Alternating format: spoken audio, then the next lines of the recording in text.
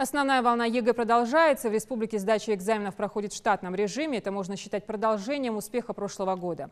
Тогда, по данным Рособорнадзора, качество результатов ЕГЭ в СКФУ значительно выросло. Число выпускников, которые не смогли преодолеть минимальный порог по русскому языку, снизилось с 17 до 7%. А по математике базового уровня с 27 до 15%. Руководитель регионального Минобра Юсуп Кастоев отметил, в этом году число нарушений сократилось в 3 раза. Если в 2016-м эта цифра достигала порядка 90 случаев, то в этом всего 22. Напомним, единый госэкзамен в этом году сдают более 2000 ингушских школьников. Организация и проведение единого государственного экзамена на территории Республики Ингушетия проходит в штатном режиме в строгом соответствии с требованиями законодательства и других нормативно-правовых актов. В истории проведения ЕГЭ появились пункты, где не было ни одного нарушения.